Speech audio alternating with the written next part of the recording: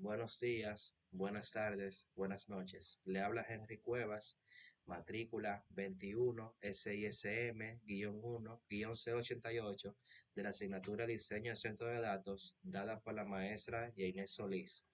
Nos encontramos en el cuatrimestre número 10 y en el día de hoy les vengo a exponer acerca de lo que son las herramientas estadísticas de la minería de datos. En sí, son esenciales para analizar grandes volúmenes de información y extraer lo que son patrones útiles.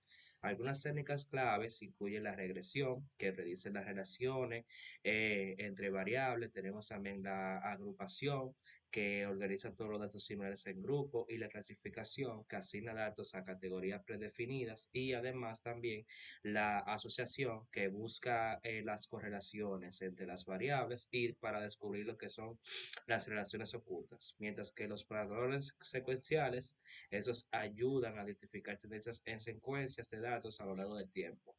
¿Qué sucede? Tenemos que tomar en cuenta algo, que en la minería de datos, atrás de la minería tenemos lo que es muchos cálculos, y todos esos cálculos son en su gran mayoría cálculos estadísticos. Por lo tanto, hay conceptos que nosotros vamos a ver que se consideran como importantes, como por ejemplo que son la media, la varianza, las correlaciones, etcétera, que son términos que siempre debemos de tener en conocimiento. Entonces, hablando de la media, es un indicador de tendencia central que representa el valor promedio de un conjunto de datos. Este se obtiene sumando todos los valores y dividiendo ese resultado entre el número total de datos. Por ejemplo podría ser la media de edades de un grupo de personas, que sería ya la suma entre todas las edades dividida por el número total de las personas. Ahora, pero la varianza es una medida de dispersión que indica qué tan dispersos están los datos con respecto a la media. O sea, perdón, dice que qué tan alejados están. O sea, en promedio, los datos del valor central, por ejemplo, si tenemos dos conjuntos de datos con una misma media, pero uno tiene los datos muy cercanos a la media, pero otro lo tiene como que muy disperso, el segundo conjunto tendría una varianza mayor. Entonces, por ejemplo, cuando hablamos ya de la correlación, es una medida estadística que indica la relación lineal entre dos variables. O sea, nos dice, perdón, que si al aumentar una variable, la otra tiende a aumentar, a disminuir, o si existe una relación entre ellas.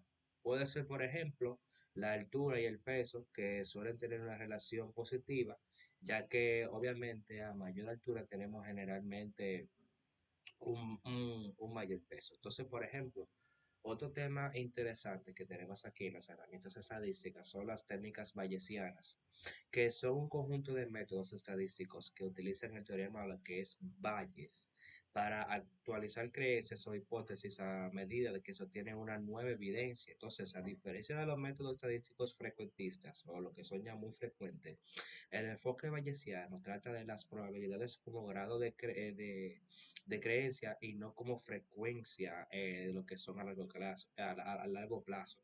Pero, ¿qué es el teorema de Bayes? Bueno, es la piedra angular de técnicas bayesianas, que esto permiten actualizar una prioridad a posteriori, o sea, después de observar nuevos datos, a partir de la probabilidad, vamos a ver, priori, que es antes de observar los datos, y la verosimilitud de lo que son los datos, ya.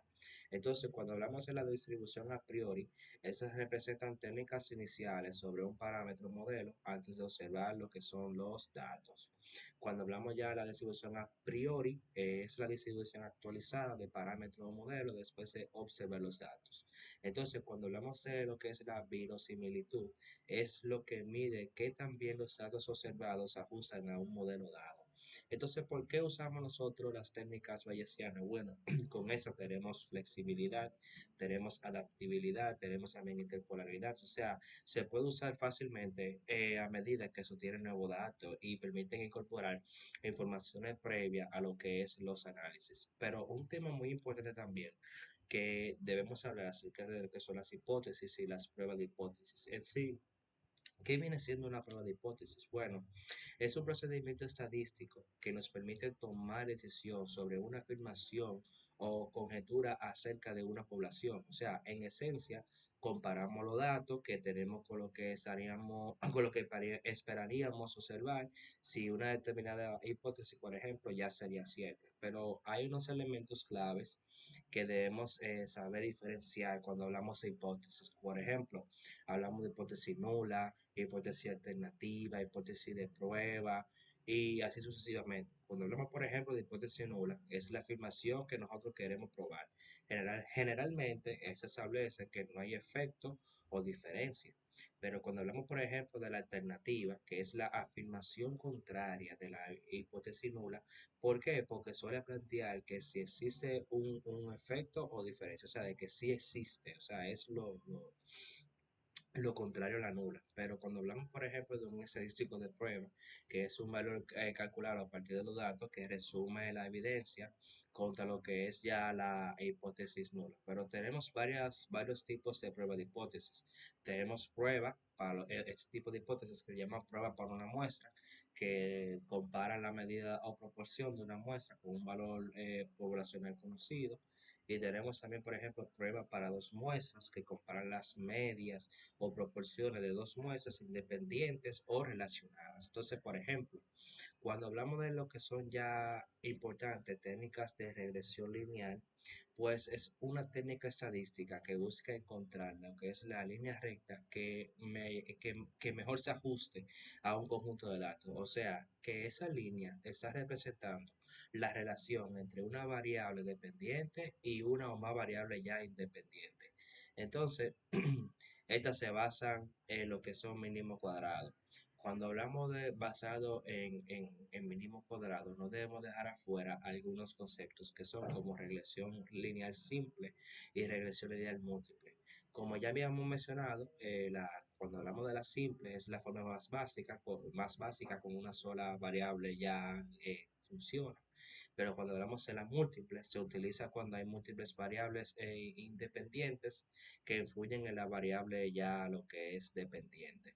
Entonces, por último, para mí también un tema que no lo puedo dejar afuera fue el del análisis multivariante. Cuando hablamos del análisis multivariante, hablamos de que es la técnica que se utiliza para utilizar múltiples variables simultáneamente. O sea, que su objetivo es encontrar patrones, relaciones y asociaciones entre las variables. O sea, qué hay entre ellas, qué es lo que se parece. Entonces, en contraste con el análisis univariante, que es de un solo, que se enfoca en una sola variable, el análisis multivariante examina la interacción entre múltiples variables y eso también tiene varios pasos que se puede dividir, como por ejemplo preparación de datos, que selección de variables, que selección de técnicas, que análisis también de esos resultados y así sucesivamente. O sea que es un proceso que va dividido en varias partes y se elabora también de igual manera.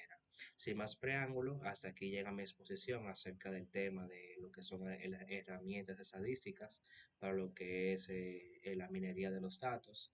Y sin más preámbulo, quiero decirles a ustedes que este es un tema muy interesante y los invito a ustedes también a investigar más a fondo acerca de lo que es ese tema. Muchas gracias.